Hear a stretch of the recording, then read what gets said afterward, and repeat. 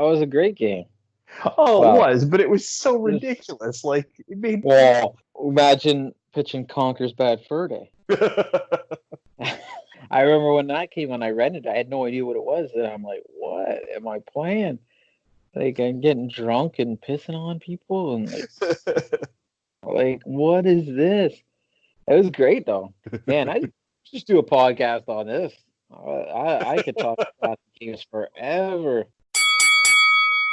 Welcome to another edition of the Three Falls podcast. This is Matt, and I'm joined alongside again by the referee to the stars, the best referee in Ontario, my good friend Steve Sorensen. Steve, what's going on today? Oh, I'm doing pretty good. Hello, my friend. Does Wednesday night wrestling make you want to go referee a match? If I could get NXT to show up on my TV on Wednesday nights, it would. I will say that AEW had some stuff that I would have loved to have been a part of last night or the other night, whenever it was, because I'm kind of tired. There was definitely a couple of things I would have loved to have been a part of, but for the most part, I'm just kind of like, yeah, they'd really make me look like a bag of crap. The company or the talent? Or both? Whoever's letting the matches happen that way. So do you think that's an agent issue? Or producer, I think it's I think it's the inmates running the asylum for the most part. It's everybody thinks they're too cool for school and that they know what they're doing and they're great at everything. And instead of listening to some of the greatest minds in professional wrestling history, they just go, no, I know what I'm doing. Maybe find a mix between the two and magically cool things would happen. So possibly, wrestlers basically running the company that many wrestlers running the company might not be the best idea in your eyes. That many active wrestlers, yes. Well, I would tend to agree. Sometimes it can turn into a mud show, which we'll get to later. So just before we start, there are a few birthdays today. Ooh. Actually, I have them for tomorrow for some reason. So tomorrow, we'll go over tomorrow because this will not air today. July 24th is your favorite tag team wrestler's birthday, Angelo Dawkins. Pepper, I love you, but it's stuff like this that makes me want to throw you into oncoming traffic.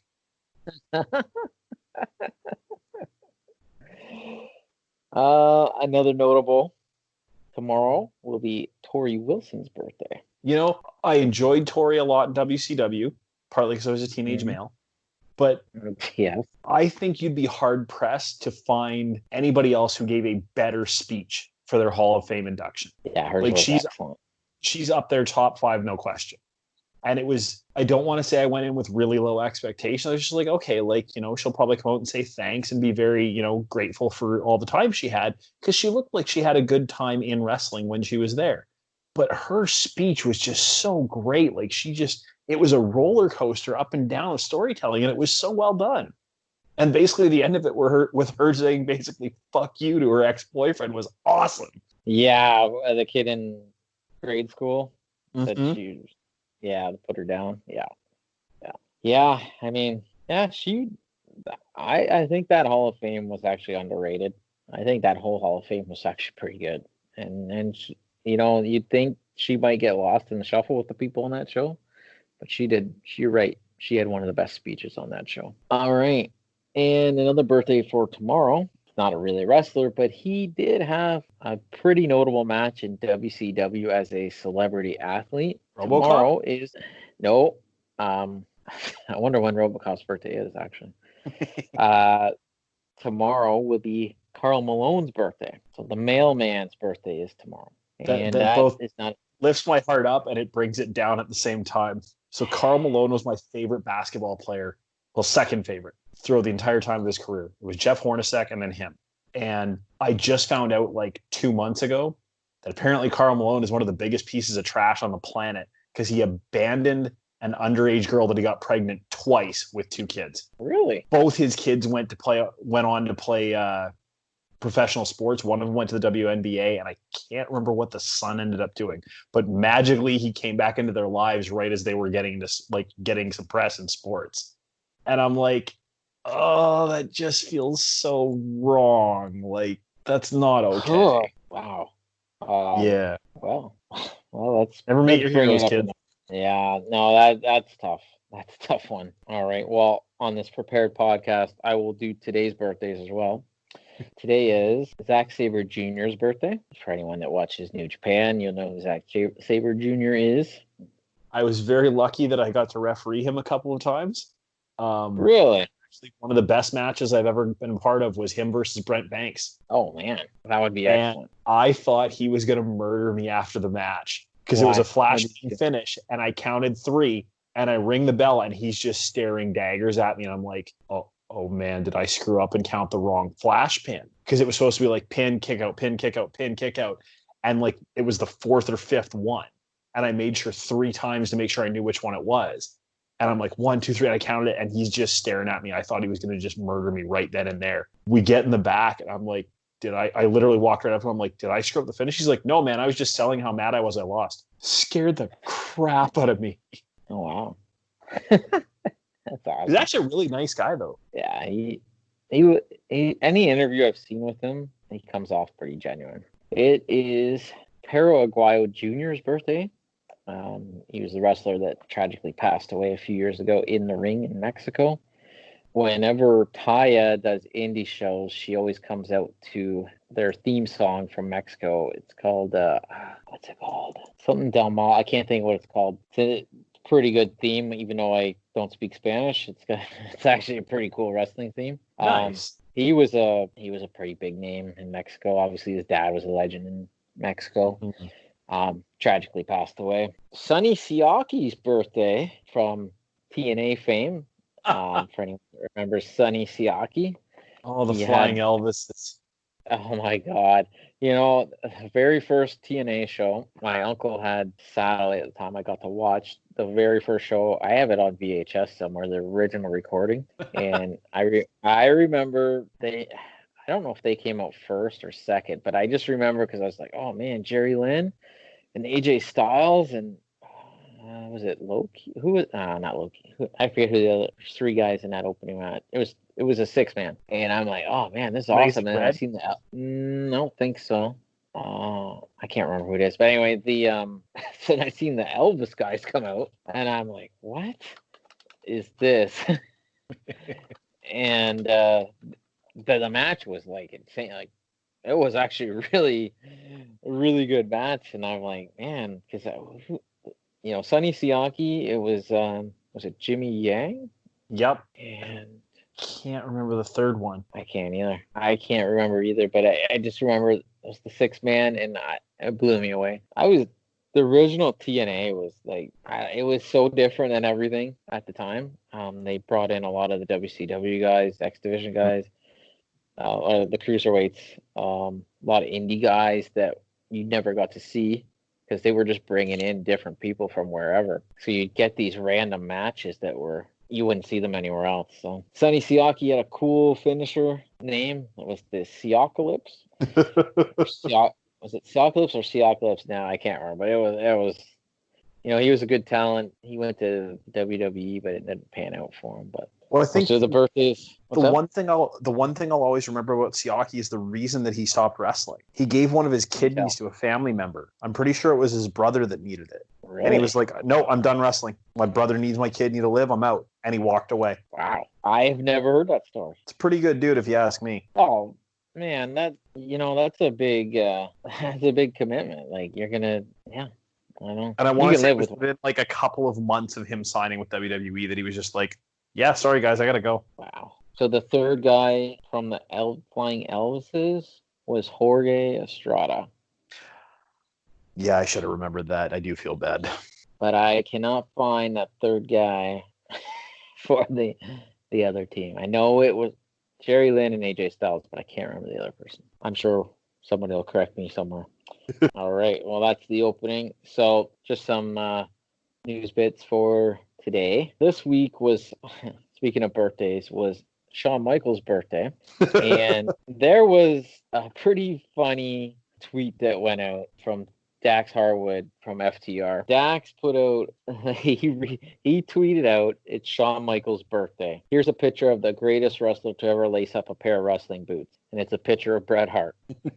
And Dax is one of the best in wrestling at Twitter, I would say, I because would have to agree. he doesn't pull punches. He shoots. He could shoot and work at the same time. He,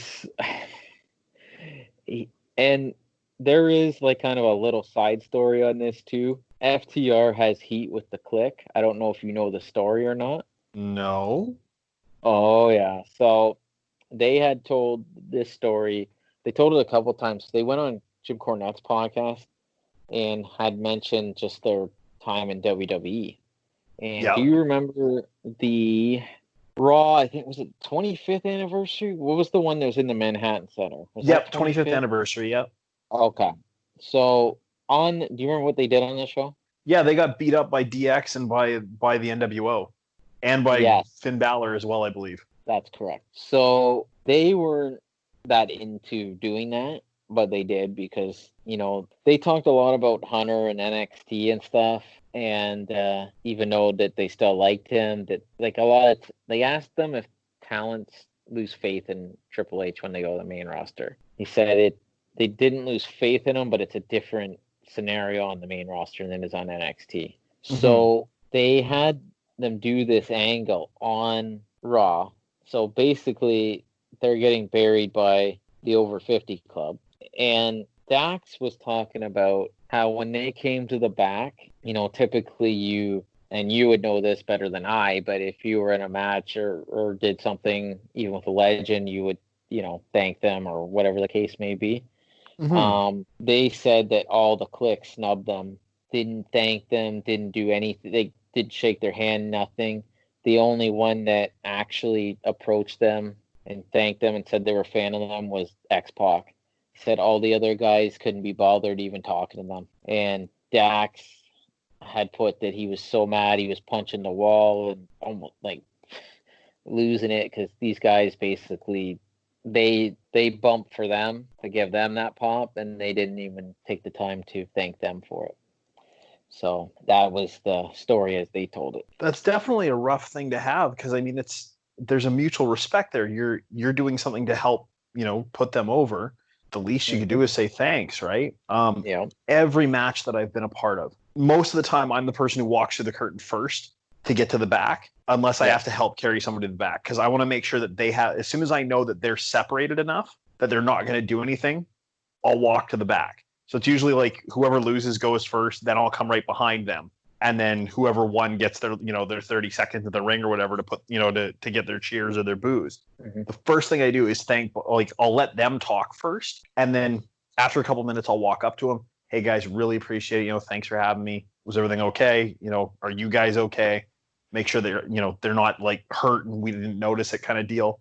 And just, thank them for the time. And it definitely rubs people the wrong way when you see that not happen. I've seen that at a bunch of shows where you'll see, wrestler A gets to do something very high, high impact to wrestler B. They go in the back, wrestler A just walks away to go have a smoke or get a drink. And it's like, really? Like this guy just put his health on the line to make you look good.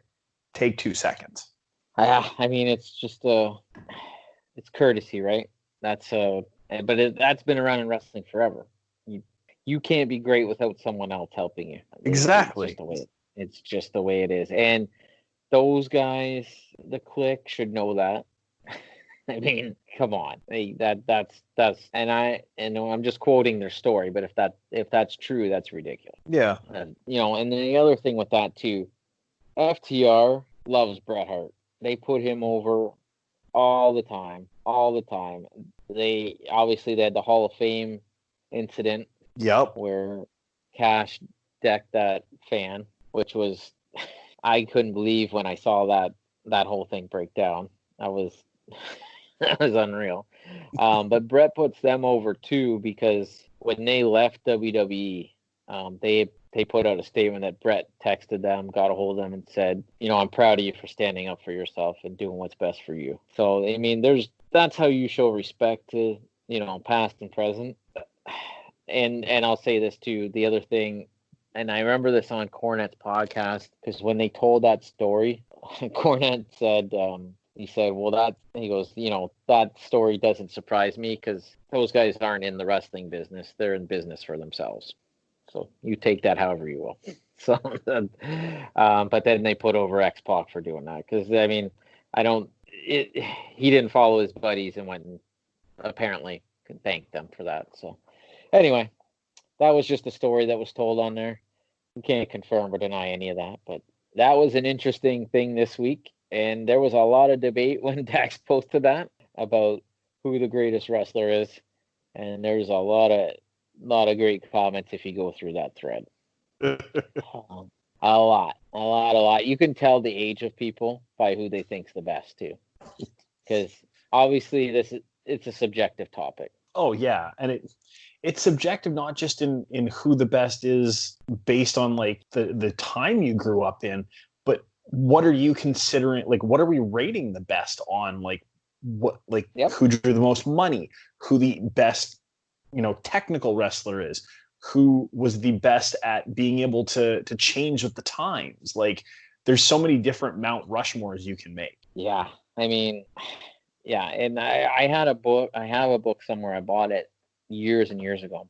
It's called The 100 Greatest Pro Wrestlers of All Time. And Meltzer did the opening to the book. And the one statement he had in there, and I don't agree with Meltzer on much these days, but one of the things he said was, who you consider the best or not upper tier, it depends on when and where you grew up. Yep. So obviously, if you're in the territory days or you grew up in a territory area, you're probably leaning towards guys that were local to your area. Mm-hmm. For me, I grew up watching WWF superstars and all that. So I've spanned a few generations now. So my, what I consider great is going to be different from someone else. But I can go back and watch old stuff too. And, I spent one day just watching Buddy Rogers and Lou Thesz. And I can tell you, there's lots and lots. There's a rabbit hole with wrestling you can go down forever. But yeah, that's a hard topic. There's very few of those Mount Rushmores where you can definitively say this person's the best. It's very, very, if you're talking drawing money, there's very few people that that's a smaller list. Yeah. You can make an argument on that. If you're talking managers, Bobby Heenan's probably on every single one. Yeah. But not every category isn't a slam dunk, right? Yeah. So, it's not cut and dry who the third and fourth faces are for a lot of those. And you got to remember today. So the people that are younger watching today are going to think that the current generation is great, is the best. In the last 10 years, 15 years, those kids that grew up watching John Cena, they're going to say he was the best. And you can make an argument for that too. It's when you grew up. Part of it's when you grew up, what you watch, what you like, what your preference is. So anyway, we can go down that rabbit hole forever. So well, let's talk. Before we run away from Twitter, though, there was another great thing that happened, and I'm not sure if you saw it. There was a wonderful exchange between RJ City and Randy Orton the other day. Oh, my God. I did see this. And I think that was the thing you were like, I'm forgetting something. I can't remember what it was, but I really wanted to talk about it.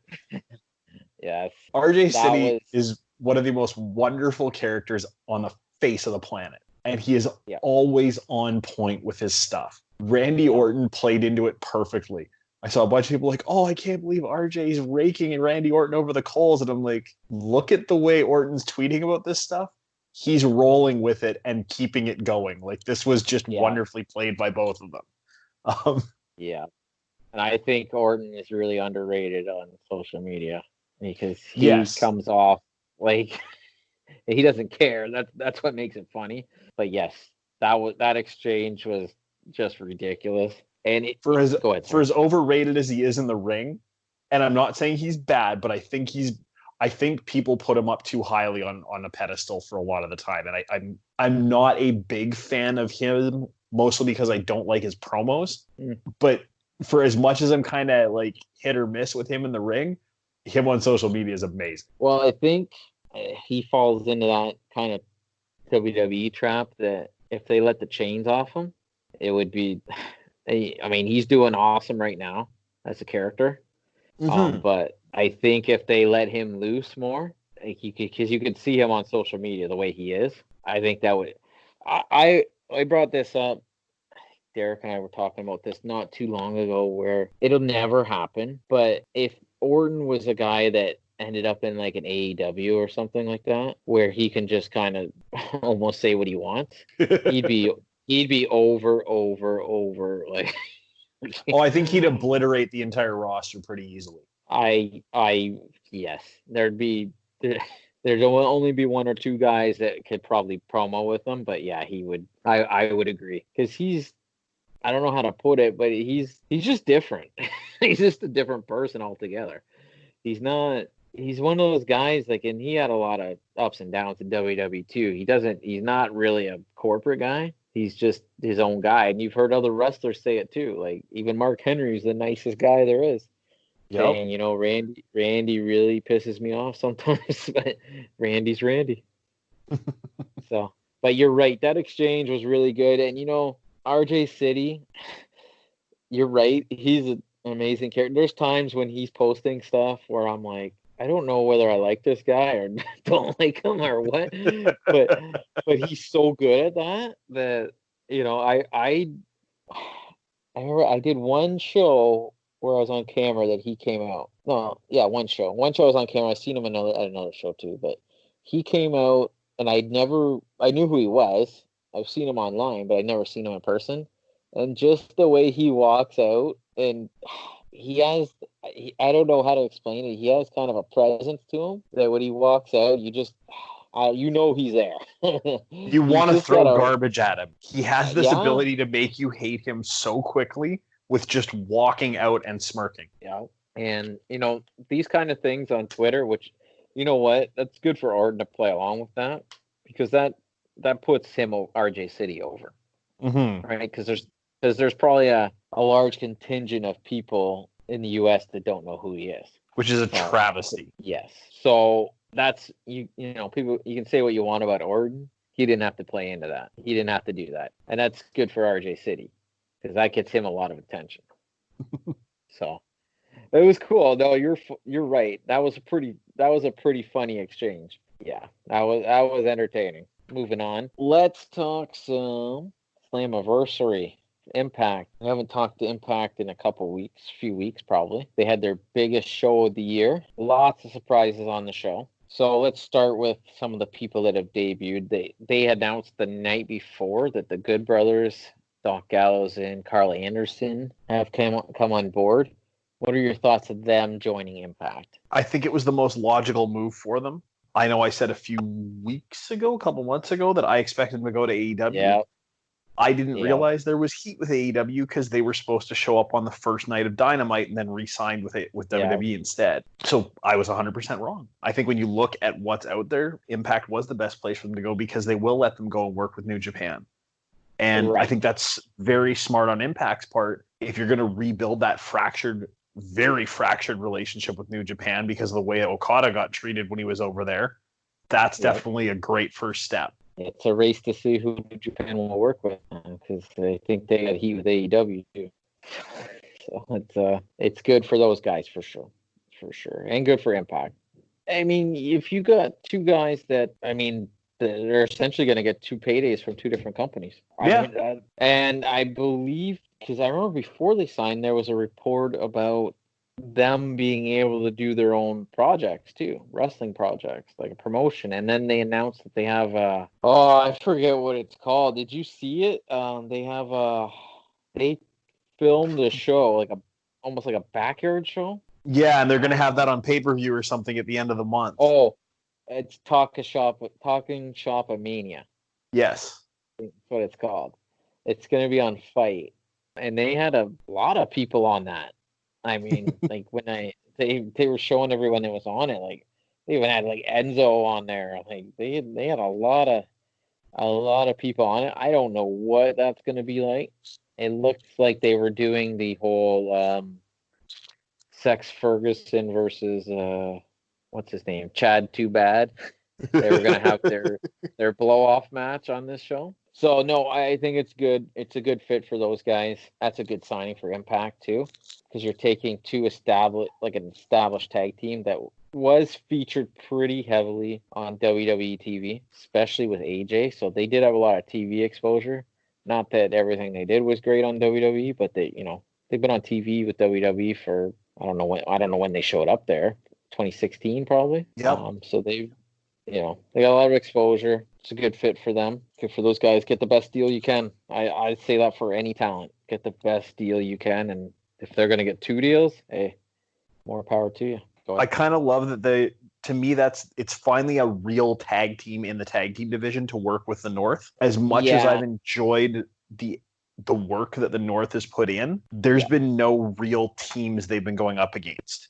It's been singles guys put together to try and take the tag belts off them. And they've had the longest run in Impact history with the tag titles, but Impact didn't do them any favors with the division itself because they didn't build any teams to really challenge them. Yeah.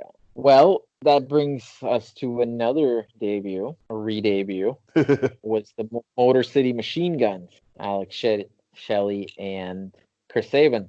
They were surprise first match on Slammiversary, and subsequently in the Impact that followed actually defeated the North for the tag team titles. Obviously, the Machine Guns have ties to our neck of the woods. What do you think about that re-debut and seeing those guys back on TV? It was definitely good to see them come back, same as the Good Brothers. You're building a real tag division, and I like seeing that. I was honestly disappointed that they won the tag titles. I think it was let's do a shock change. I feel like they would have. I think if there was actually a crowd there, they would have went a slightly different direction and had the North bail out or like get a cheap win with their feet on the ropes or do something to just dastardly keep the belts away from them and let them chase for a little bit. But given the era that we're in, I think they're like, we need to let's make a change, see if we can move the needle a little bit. And try and mix it up a little. I didn't like it, but I think that there was some logic to it. Yeah, you make a good point. Having actual tag teams come in, it does change the dynamic quite a bit. So what else did we have on that show? We had a 12-woman gauntlet match for the number one contendership. Thank you. Now we're going to get to one of my favorite things in wrestling right now. Please take this one.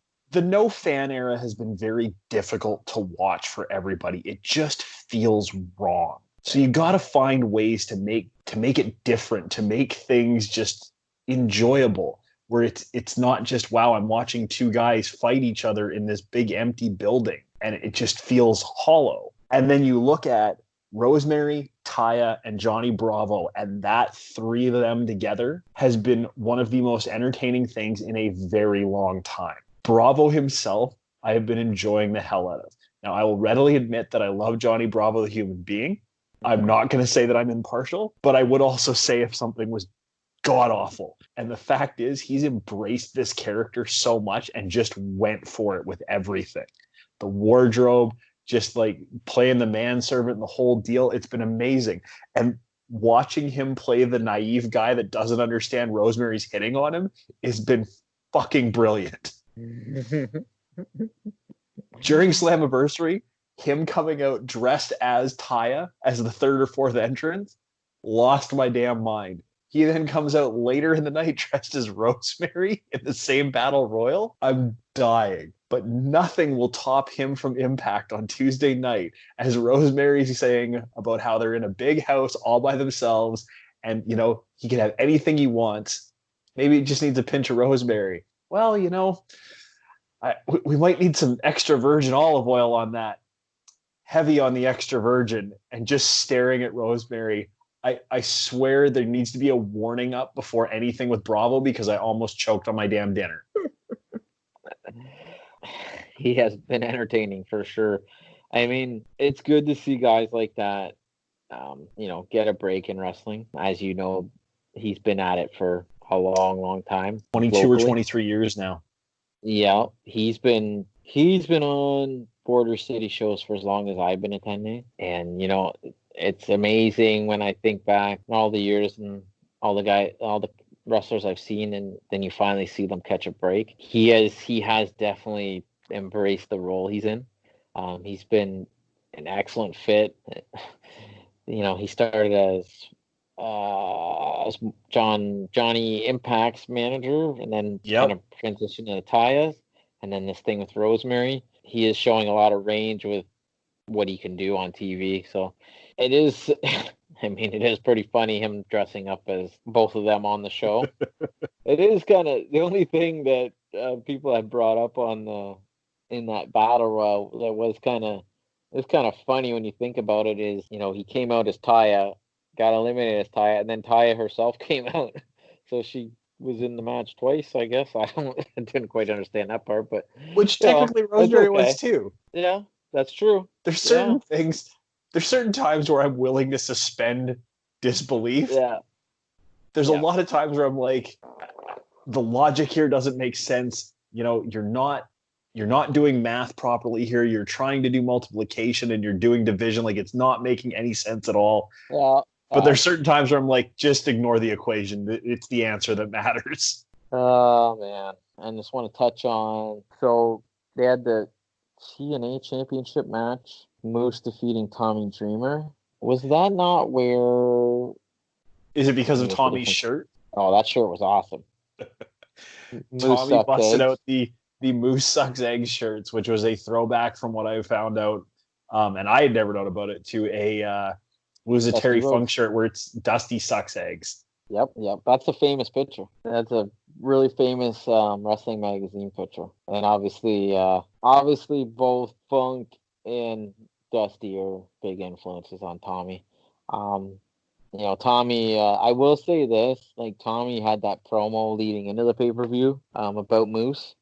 Which I thought was really good, where it kind of blurred the lines a bit. The right result happened there. I mean, the Tommy's for the business. Working with guys like Moose, he did. I mean, what more can you say about Tommy? So Heath debuted on this pay per view as well and beat up Hakeem Zayn.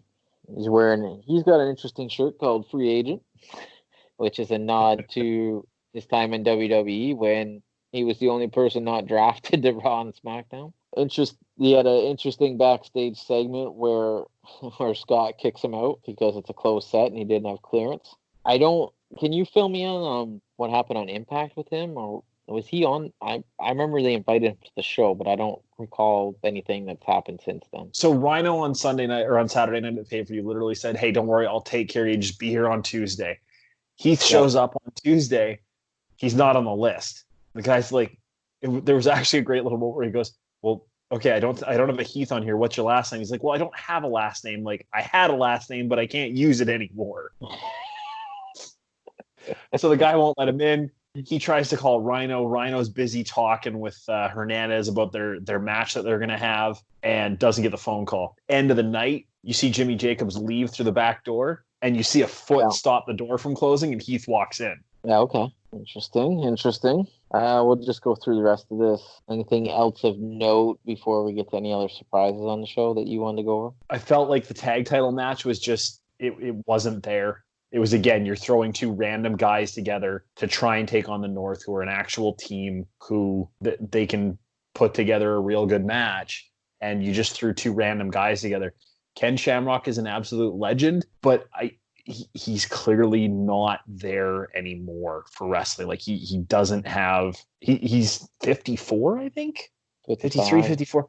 Yeah, Ken Shamrock could still wipe the floor with me if he was 74. But in there with those guys, you could tell he wasn't able to keep up with everybody. I think Shamrock's got to be specific type of matches for him to really shine. Really, at this stage, he shouldn't take a lot of bumps. Guys should be selling for him because obviously he's not the Shamrock of '98 anymore. But again, yeah, he'd still destroy everybody. I would agree with that. Oh yeah, but Shamrock in a suit and have him be somebody's enforcer and teaching, like have him take some young kid, put him under his wing. I'm going to teach you how to be the most dangerous man in the world. Mm-hmm.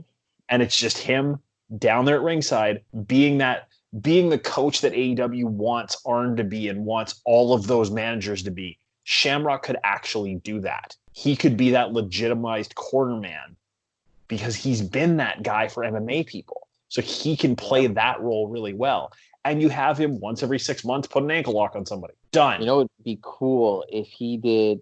Do you remember at the first All In AEW when Cody was against Nick Aldis and they had the fight Yep. camps. Yeah, Shamrock had like a fight camp or something like that because it would have like that prize fighter MMA type feel to it. Hmm. Yeah, something like that. I would agree with that. I could get behind that. I mean, if he's gonna wrestle, truthfully, you gotta, obviously you have to protect him the best that you can. Yeah. And him, Hell, him put have him him, have him make a but stable called the Lions Den, and it's him with three, because the whole idea of New Japan is the young lions, right? So have him yeah, take three young kids, and it's him coaching them up and turning them into monsters. yeah. I mean, at the end of the day, I mean, did the right thing with them, putting over the North. So that's 100%. new Knockouts champion Deonna Purrazzo. I will say this, and I said this on this show when she went to Impact. I felt that already she was probably the best women's wrestler on the roster. I know people talk about the Impact Knockouts. I think she's a special talent. The way she works in the ring, she has that dirty technical style. Just her stuff looks nasty. So I'm a big fan of her.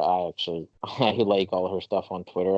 I think she's just an excellent wrestler. I'm a big fan of her. I didn't see this match, but I was that's something that I was looking forward to, seeing her become the champion. Do you have any thoughts on that?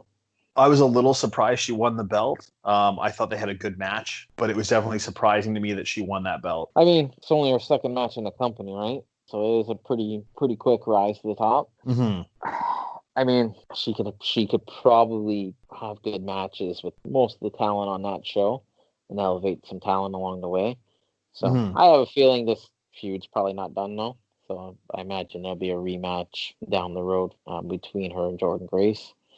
All right, so the last match, obviously there was some changes that had to be made to the main event. So you had Eddie Edwards, Ace Austin, and Trey, and then you had a returning Rich Swann and a returning Eric Young into the match.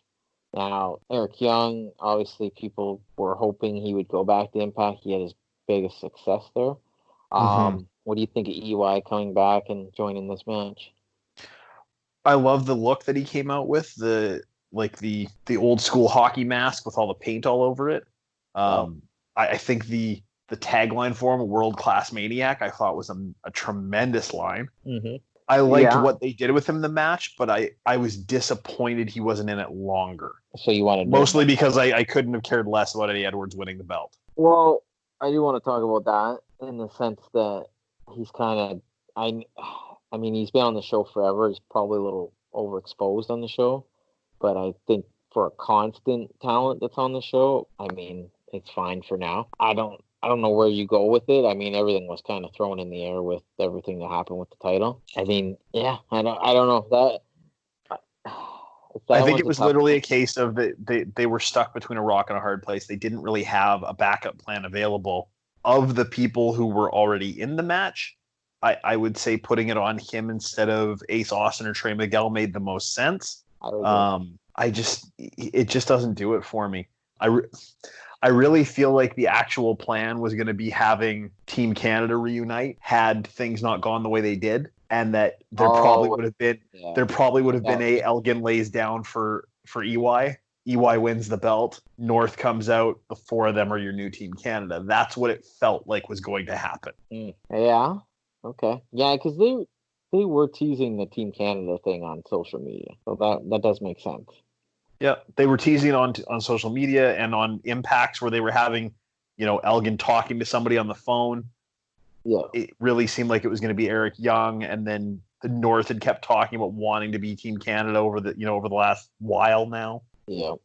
I mean, yeah. Unfortunately, the plans changed very drastically. Last thing on this show, they had a closing moment where they had the reveal video.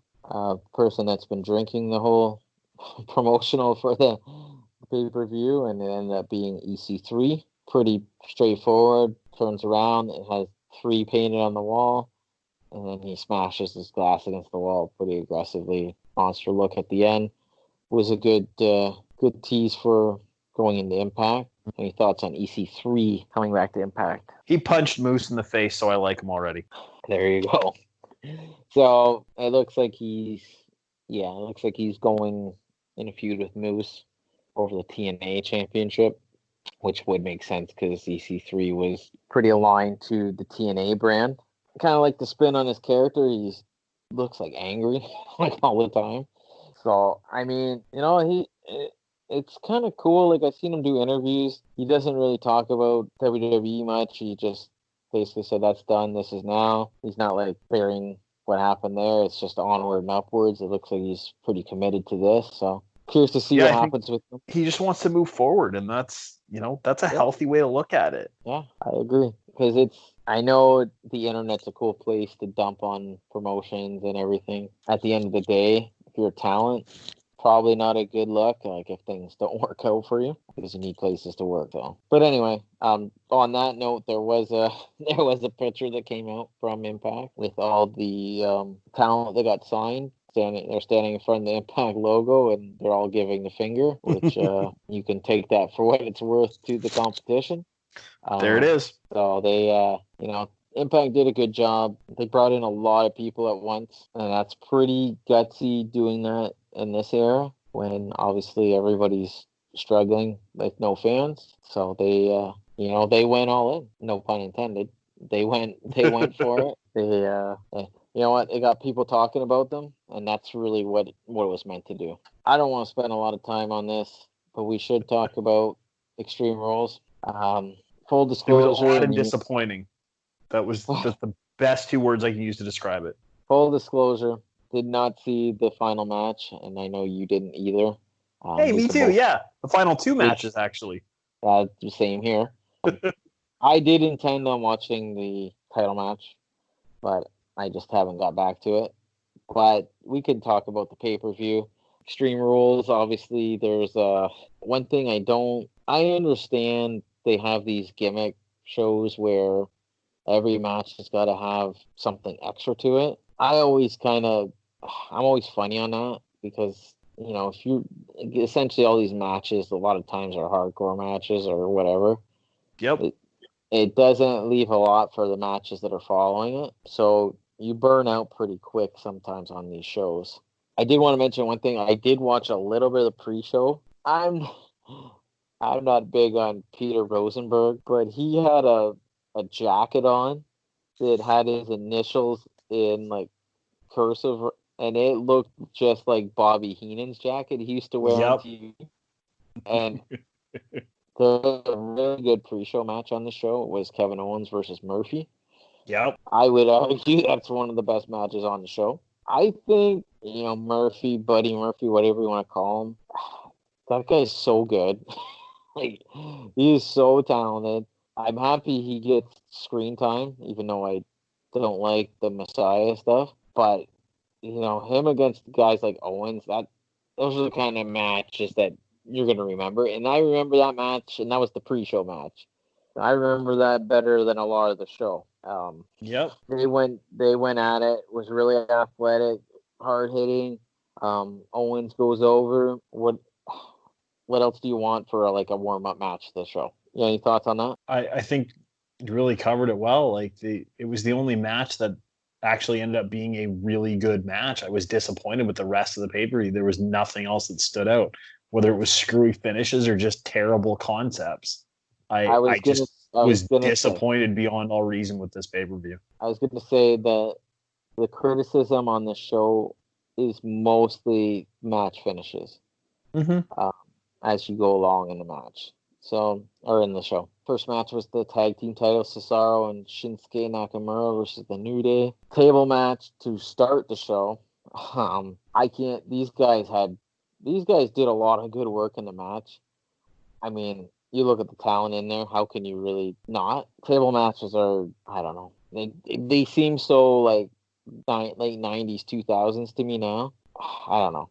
Cesaro ended up doing that power bomb on, I think it was Kofi at the end of the match, and then they just won the titles. I'm happy for Cesaro and Nakamura because they just seem dead in the water half the time. I hope this is kind of a launching pad for them. I don't know how many start and stops you're going to do with Cesaro. Well, that's exactly it. Cesaro, this is the cycle that they put him through.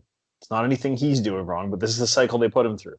All right, we'll put you as a singles. We'll kind of do something with you. Then when we're done doing something with you, but not really doing anything with you, we'll throw you in a tag team and put the belts on you. Then we'll get rid of your tag partner. We'll start the cycle all over again. It's unfortunate that they just can't put him in like at least like the mid card, like IC title, US title, something like that. I understand they probably look at him as not a, over the top Mike charisma type character, but you could put him in that IC title, US title, and it's a workers title anyway. So I don't know. I don't know. I don't know what goes into all the decisions there. I don't want to. Who knows? That's for people making more money than me to kind of decide. I just think, I hope this is kind of a breakout thing eventually for him. They kind of got shafted too by COVID-19 because their whole thing was, they were Sammy's muscle. Yep. So, and then Sammy hasn't been on the show since WrestleMania. So he crossing Bailey. I thought for the most part the work was good in this match too. But then then Bailey ends the match by taking Sasha's boss ring, punches her in the stomach, then does a finish to her, and then wins the match. One thing I heard was, well, she had the ring on her hand. Why wouldn't you just deck her in the face and pin her? Which is a good point. Because that ring would have left a very visible imprint of boss on the face. Referee would have disqualified her. Well, that's a good How's point. that for some random logic? Woo. Well, I'll up you there. There was a match I seen. Old match was the Brainbusters against, I think, the Heart Foundation, and Arn and Tully cheated, obviously, and they did like an illegal tag where Arn pinned whomever was in the ring. So Arn obviously is balding on top, where Tully was not, but yeah. Arn pins him and then has his hand over his head and his face down, so you can't see the hair.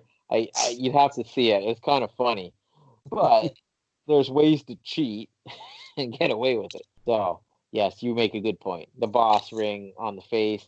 I guess she could have put her elbow over her face and covered it up. I don't know, but the part of that when you're watching it at home, if with that logic, announcers got to explain that too. So I don't know. Well, I think they did a decent job explaining it, actually, because they were talking about how it's like she caught her in the ribs, might have cracked a rib, messed up her breathing and doubled her over, and then was able to hit her big move. Makes sense. It makes sense. No, I'm just stating it. Like a lot of times the announcers don't. I don't know. They don't get into that part of it too much. They're just like, whoa, look at that. But yes, you are correct because the camera was on when they did the switch on it. We talked about this before. Bailey and Sasha been really entertaining together. They're probably one of the highlights of most of the shows right now. Nikki, the only thing with this match, there was never to me any threat of Nikki actually winning the match. It was kind of cold going in it, and from my perspective. But Bailey's continuing her monster run. She's had one of the best women's title runs that I can remember. Mm-hmm. What else we got? Okay, so MVP declares himself the U.S. champion. Now there is talk that Apollo Crews might have COVID-19, which is why he wasn't on the show. So MVP is parading around now with the United States Championship. Any thoughts on that? I don't know. I'm not a huge MVP fan anymore. I certainly enjoyed it back in the day. It's one of those things where I don't need to see these older guys taking spots away from younger guys. He is, at least, I will give him credit, trying to build up people around him. Yes. But he doesn't click for me anymore.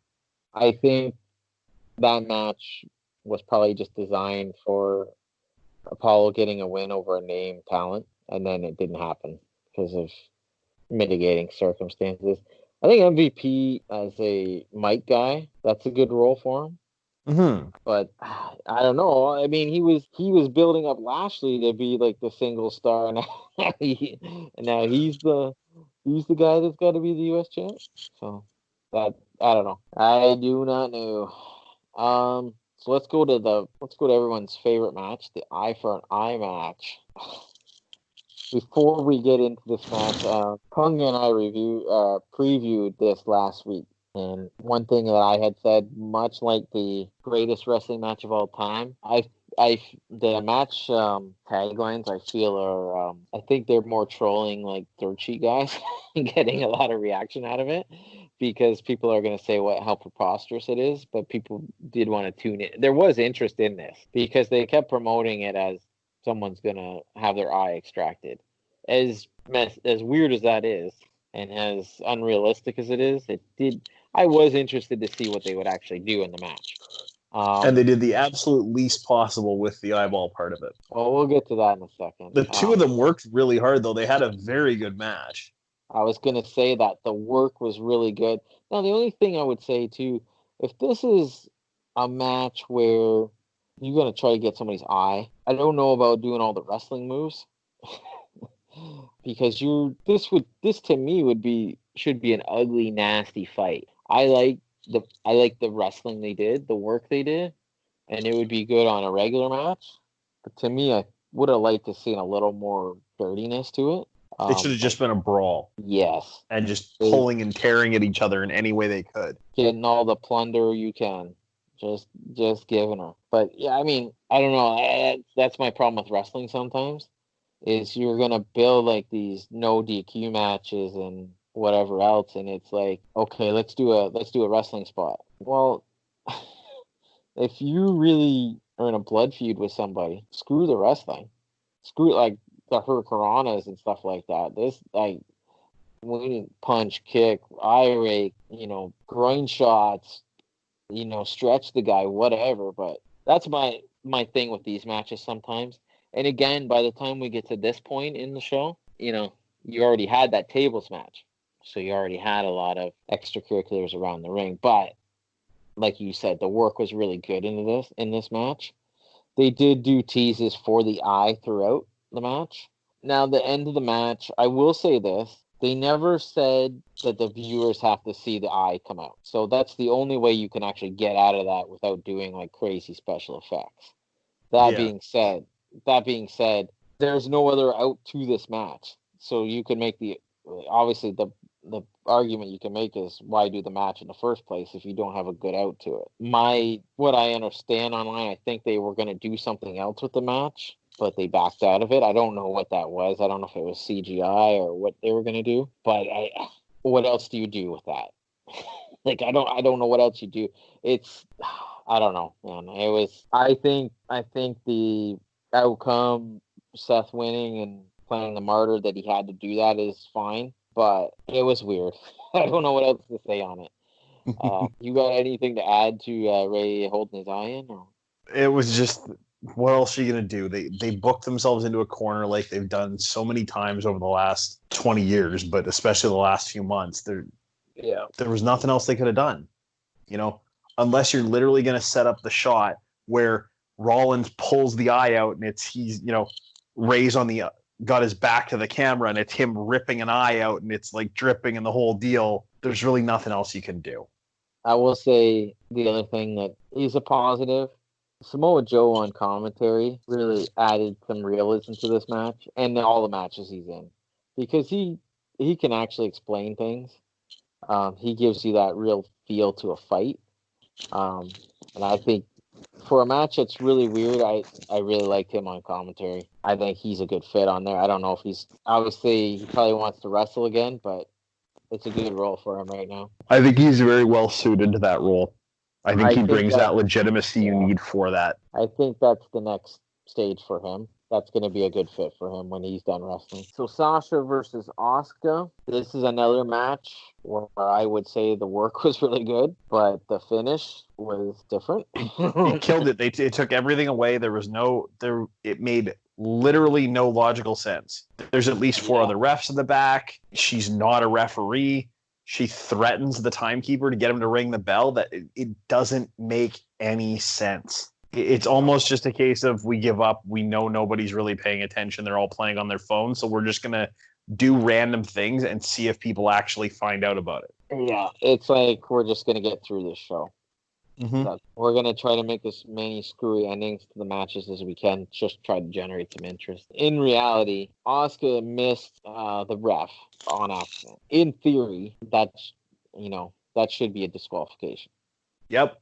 That shouldn't even be up for debate. And then they took off with the title, and I don't know. We're building to the next match between the two, so it's unfortunate because again, you have two of the best women's wrestlers there is, and then you have an ending that's like that. That's not definitive at all. All right. And the last two matches we indicated we didn't watch. Drew McIntyre is still the champion, but an interesting note on that match, and I didn't know this. Dolph Ziggler had only won one TV match this year, and then got the title shot. Yep, sounds right. One match. It's almost like there's nobody there that they can throw in the ring with them, so they're just grasping at straws for anything. Oh wait, that's exactly what's happening. And side note, along the same lines, I read this on Raw. So Shelton Benjamin had won the 24/7 title. Yes. That's his first win on Raw since 2006. So, I mean, I'm glad he broke the streak. Anyway, the show ended with the swamp fight. I didn't watch this. I am so not interested in cinematic matches. Like, I'm so tired of them. I don't quite know everything that's going on there. There was a drowning. Alexa Bliss came to Strowman in a dream. I don't know. I really don't know. I didn't watch it. I just know what I've seen online, clips I've seen online. Do you have anything you want to add to that? No, I didn't even read the result on it. I was just like, I don't. There's nothing about it that made me want to watch it.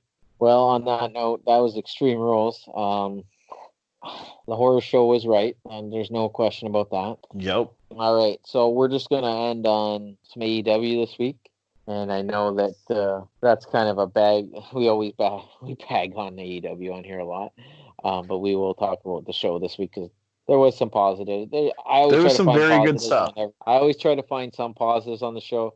I do have a lot of things on the show I don't like, but we'll just run through it here. So the opening to the show was Cody's open challenge, and the open challenge was accepted by Eddie Kingston. So Eddie Kingston, for anybody that doesn't know, had been working for the NWA. It's unfortunate that I don't know how many people were watching NWA Power. They did have good viewership, but they weren't on TV, obviously. He was one of the best promos on that show, if not the best. He was right up there with Nick Aldis. I posted a promo a few months ago of him, probably cut one of the best promos I've heard all year about how wrestling's his life and saved his life, and he was going to take his life. Homicide. It's an amazing promo if you get to watch it. Unbelievable promo. Nice. And he came out and cut a promo on this show. A tremendous promo. And that's the one thing I'll say with AEW. I put this on Twitter today. NXT has better matches in my opinion, but AEW has better promos.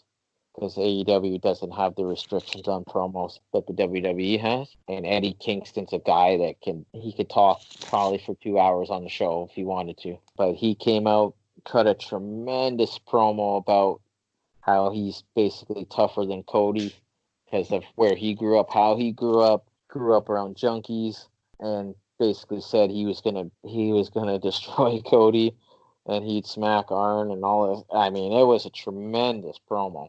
What did you think of it? That was Eddie being Eddie, and he's always been that guy to cut those very passionate promos. And I think when you talk about literally the cutting a promo, he's one of the few that can actually cut people with a promo. Right, because you can feel it, right? Like he's got that sting to it. He hits you, you can feel it, like it comes through. You know when a promo is good when you can feel it right when you're watching it. Like it was tremendous. Now, I did not get to watch all this match. I missed the beginning of the show, and I have gone back and watched the promo. It was like a no DQ match where, again, we just talked about this. The first match of the show is no rules, plunder. And then followed immediately by a tag match that's Falls Count Anywhere. Oh, God. That ain't going to get as high a praise for me, but we'll get to that in a second.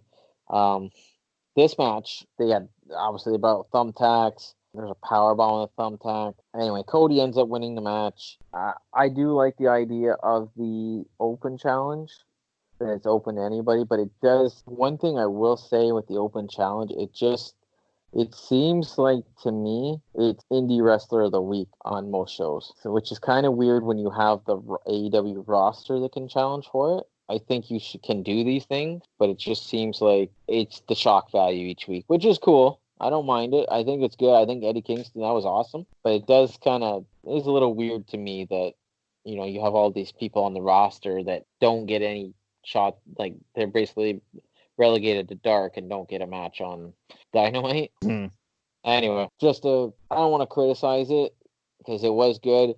It really got Eddie Kingston over. Well, his promo did for sure. So he had a lot of buzz online. My guess he's gonna get signed because that's a lot of buzz. I'll just be curious on what happens with that. I don't know if he's still in a contract with NWA or not, but it will be interesting. If AEW doesn't sign him, WWE probably saw that, so who knows? But I don't think his promos would go over well in WWE. No, you'd have to let him loose. You wouldn't be able to. I don't think he'd work if he couldn't be him. All right, I did not see this match either. I have to go back and watch it. MJF versus Griff Garrison. I know MJF was really healing at the end of the match, making him say that he's undefeated. Did you have any thoughts on this match? Maybe the end of the match? I've always enjoyed MJF's character. I think he does a really good job of just being that hyper douchey heel that you really want to see get his comeuppance. I would agree. He's one of the one true heels in wrestling because he's on all the time. And he doesn't leave a lot for you to like about him. And what I like about him in the ring, there's only one match I've seen him and I didn't really like it. It was that match against Jurassic Express because I thought he was doing more of that up-tempo stuff. Because most of his matches I see him in, it's funny because he'll do something. Like I watched one match, he's beating a guy up and then he kind of did I don't know if he did a front handspring. Like he nipped to his feet anyway. He did something athletic and then he stops next to the crowd or the camera, just puts his arms out and slows it down. Like, yeah, I can do that if I want. And it goes back to just being a heel. Like, I mean, clearly he's the future star of the business, but he's so good in that role that Griff Garrison guy got a lot of attention on social media too. So take it for what it's worth. Quickly want to touch on there's the Brian Cage, John Moxley thing. There was a Ricky Stark. Oh, sorry, it was Darby Allin. Ricky Starks just smoked Darby Allin from behind. Did you see that? I did. Starks really doesn't do it for me. I'm still waiting to see what he is. That shot in the back was pretty nasty. He bounced off the ropes. Starks, I don't think that's a good role for him. I don't know why. I know you want to intro him to the crowd. He can talk. I don't see why he's going to get Taz. I don't know. I'm gonna give it its time, but I don't know. I like Starks, NWA Starks. I will have to. I don't know. We'll see what he does here. I'm not really sold on him doing the Team Taz thing. We'll see. They announced the women's tag team tournament, Deadly Draw, which would be like the what they call that in WCW, the Lethal Lottery. Lethal Lottery. Which I do like that concept. I don't know if I like it for the women's roster in AEW. For a company that talks about wanting to bring legitimacy to wrestling, like that it's a legitimate athletic endeavor, what's the end game for that tournament? Like, do they win extra money? Does the winning team get title shots when they want it or something? Like, what's the goal of that other than bragging rights? There needs to be something more to it. It says it's a tag team cup tournament. So cool, you get a trophy, but what good is the trophy, right? If you're not going to have a women's tag division, the trophy means nothing. You won a tournament.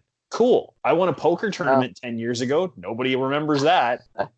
Only if it's on your Facebook memories.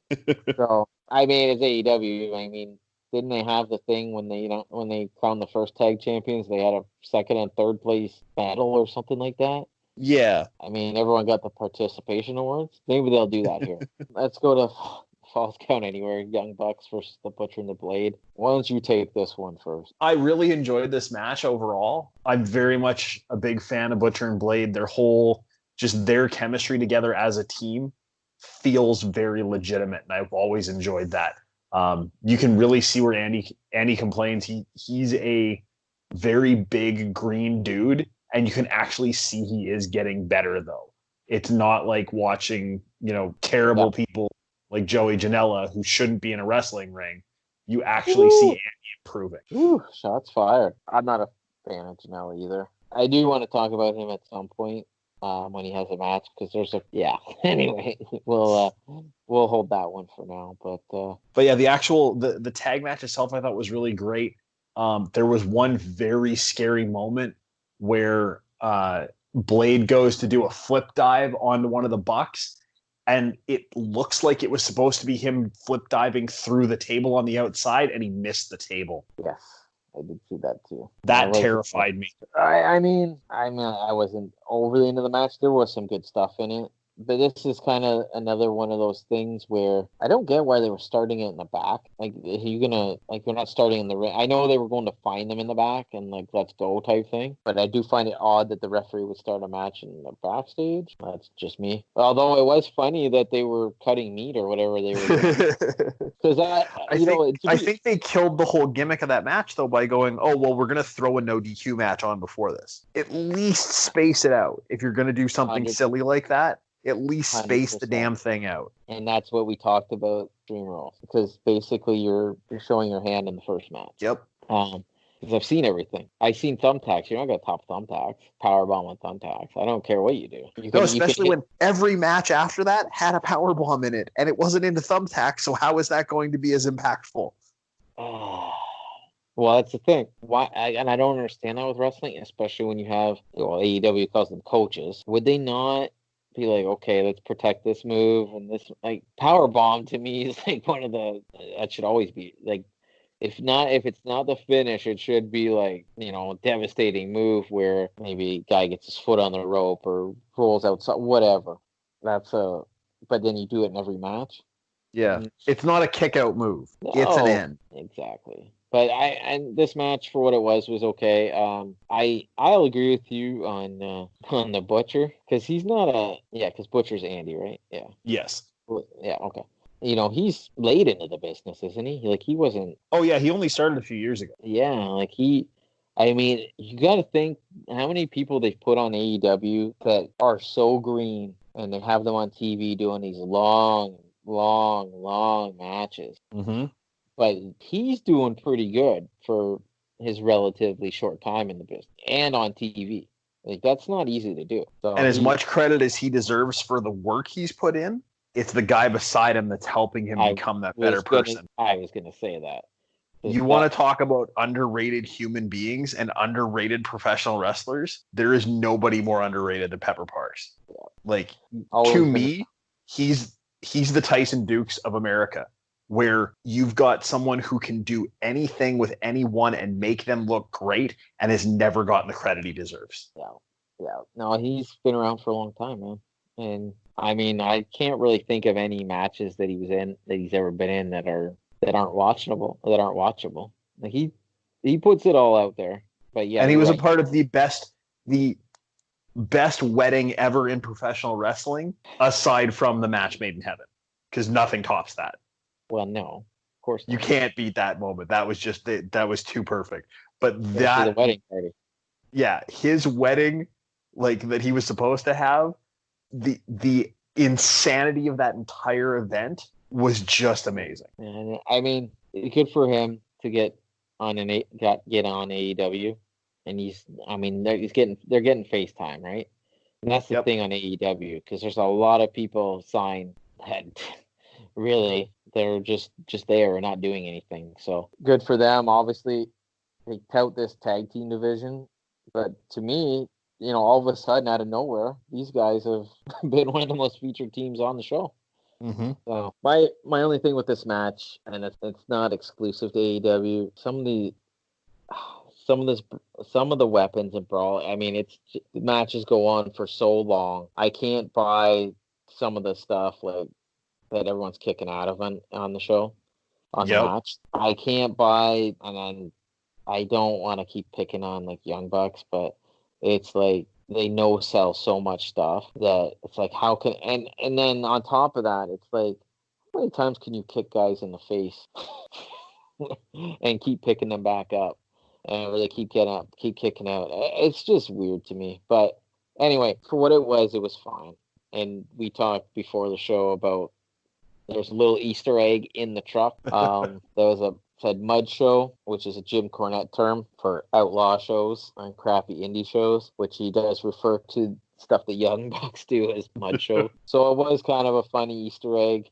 I'm not the biggest Young Bucks fan, but I mean, it's okay that you can throw in Easter eggs like that. It's not a big deal. But the problem is too, and they're not the worst for this. Your buddy Janela is. He's like sometimes like taking shots at these guys basically gives them more attention. So anyway, it's funny, but it's not really necessary. I think AEW is falling into a pattern where we're just going to take shots at people. Yep. And I don't see the point of it. If you feel your show's doing well, yeah, I mean, you don't need to go there. But that's a whole other story. So Diamante versus Ivelisse was on the show. So, two talents that haven't been on the show that are getting an opportunity. Probably one of the better women's matches I've seen on this show. Oh, Pepper, I love you. You know I do, but like, did you get new glasses or something and it's the wrong prescription? Well, that was one of the most god-awful matches I've seen in a very long time. Those two missed each other with so many things, and there was no heat. Hold on. The only spot where the two of them actually worked well together and it actually clicked was when they were chopping the hell out of each other for like 30 seconds there. Everything else, it was miss and botch. Hold on. When I say one of the better women's matches on AEW, that's not a compliment. It's not. Anyway. Wow, I thought I was being harsh, but damn. It's the kind of the same old story. I think they could have had a better match than they did. AEW falls into this pattern where they book the women into these longer matches they don't need to be in, doing stuff they don't need to be doing. That's kind of how I view it. I've seen Ivelisse. A very fair assessment. I've seen Ivelisse before. I think she's pretty good.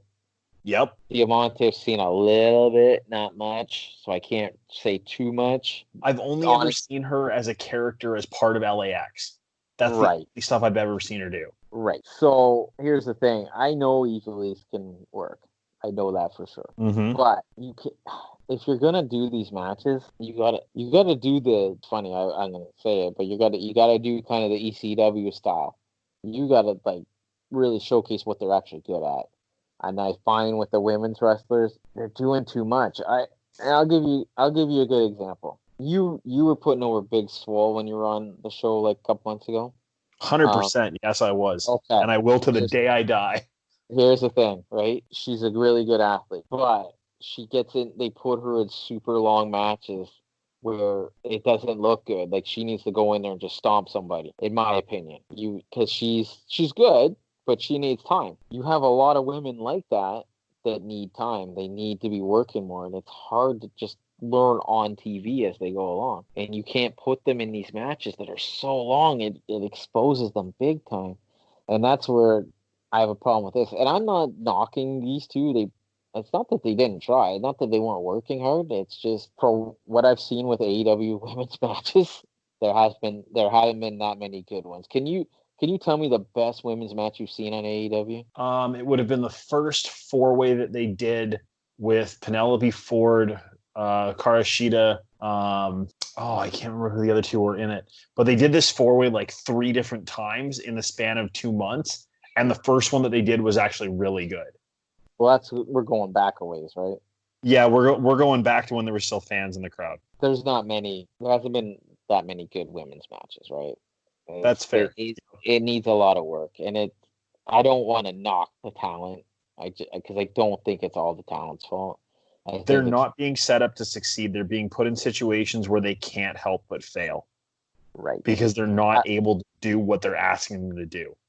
I would say one of the better women's matches was probably Sheeta versus Ford, a title match.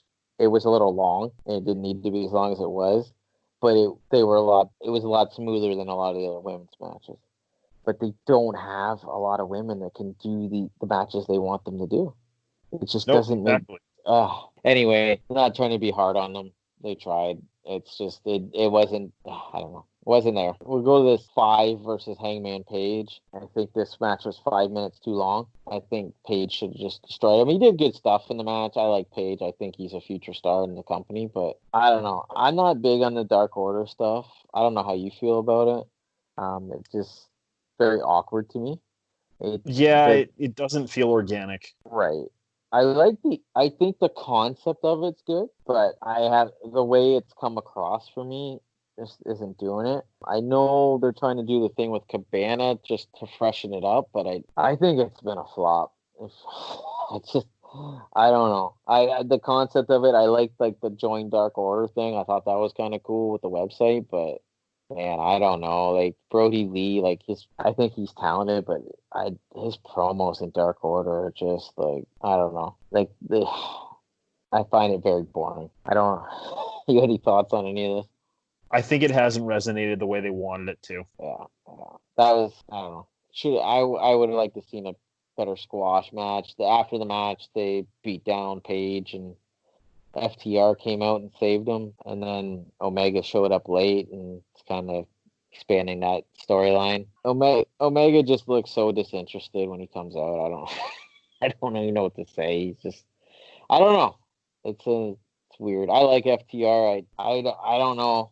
I can't wait for the day that they're. To me, I'm gonna get your opinion on this. If the fans were in the stands when FTR debuted, do you think they would be faces or heels? I think they would have been faces because the fans for AEW cheer for basically everything. There aren't any real heels there. Like MJF's the only one who gets booed, really. I think they. Butcher and I think Blade they, to an extent. I think they would have been heels, and the reason I think that is because they trashed the Elite guys a lot. They had that whole FTR thing before they came there. And right when they came there, they went on Cornette's podcast and put him over on the podcast. So I think they would have had major heat. That's just how I view it. But I kind of am funny on them because they're kind of doing the babyface thing. To me, they're to me they're heels. I don't know. Kind of confusing, but we'll see. And then the last match was Jericho and Hager versus the Jurassic Express. I don't really have a lot to say on the match. It was okay for what it was. Any thoughts on that? I've become less and less enthralled with Luchasaurus every time I see him in the ring. Thank you. Thank you. I agree. I think of the three of them, Jungle Boy actually has a future if they can just keep slowly bringing him along. I agree. There's literally something there with him. There's a charisma. There's an it factor with Jungle Boy. Marco's too little to take seriously. And Luchasaurus clearly never figured out how to actually pull a kick because his stuff either whips or it looks like he blasts people, and it never looks good. It looks slow. Like I've never seen someone be able to be that big and throw a kick or a punch or a clothesline that looked that slow. It comes off very awkward to me. Yeah. Like his footing's like awkward. And he tries to do too much. If just what I would think with him, it's fine if he wants to do some kicks, but then don't do 16 kicks in the match. Yep. Like it's like, here's the thing, do it as one big spot. Boom, done. Big man stuff. Kill the guy. Here's a cleanup guy. Like it almost seems like he's the little guy in the match sometimes. I don't know. He's very awkward. Like the way he moves in the ring. I don't know. I'm not very. His look just and everything. Because you can do something doesn't mean you should. I can eat 4 liters of ice cream in one sitting. Doesn't mean I should do it. Right. I mean, you could attempt a double leg takedown on Shamrock too, but it doesn't mean you should do it. But, I think of those 3 possibilities, me eating all that ice cream is the one that makes the most sense.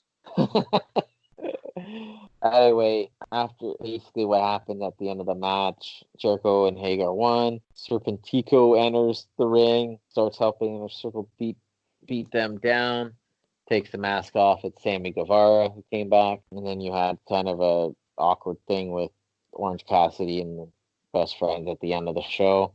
Anything with Chuck Taylor is awkward. The one thing that blew my mind with this whole thing, So the good thing is, and this is going to sound weird, I'm glad that Sammy Guevara is back. I think Yeah. he was very contrite and very apologetic about what happened. He knew he screwed up. He owned it. And AEW did the best job they could with, hey, we're sending him to sensitivity training. We're suspending him without pay. And that money's going to, to a local women's shelter. Perfect. Yeah. There's no other way you could have handled that any better. Mm-hmm. Good for him that he's back and that they're being supportive of him. I guarantee you that's 2.5 strikes for him. He puts even a toe out of line, he's going to be gone. Yeah. Yeah. The thing I didn't like was great. You had they came out. There's now the 5-on-5 there with the separation of the two. Magically, you've got a graphic ready and announce a match, even though the people who are in the match are all in the ring. So none of them could have agreed to it and none of them could have signed a contract. So how do you announce that match with them all out there? Nobody laid out a challenge, nothing. It just magically, we're going to do this match. You missed a step, guys. Yeah. I said it before, said it last time you're on, the way they format this show, they build, how they build, I'm not quite in agreement with how they do it. It's just, there's a couple times on the show, it's like, oh, Tony Khan says this match is happening next week. It's like, okay, like, and like you said, the graphics already made. It is awkward. I don't know. My thing with AEW every week, it's the same thing. You have a couple high points and then a lot of flat stuff in the show. I don't think, to me, the best part of the show, obviously, is the Eddie Kingston, the opening of the show. The match, you can make an argument for MJF, you can make an argument for, even though I wasn't into it, you can make the Street Fighter, the Falls Count Anywhere part of it. But you get to this point, what else do you want to watch on the show? I don't know. And there wasn't a lot of promos after that, like just the little snippets, like small things. I don't know. It's very strange. They have good promo. They have a lot of good promo guys that don't talk every week. So some of these guys that are on this show this week, you're not going to probably see for another 2-3 weeks because they don't have everybody, like they're big stars on every show, which is fine if you want to protect them. But man, I don't know. Well, thank you for coming. I know we had a lot of good discussion, bagging on some stuff, promoting other stuff. Always a pleasure having you here. Well, thanks. It's good to be here. You are the best referee I know, next to Jay Smith. But thank you for coming. Well, the great thing is I took out Jay Smith's lungs, so he won't be back anytime soon. That makes me the best. Yay, me. Woo. All right. Shots fired. All right. Thanks for coming, man. And we'll catch everyone next week.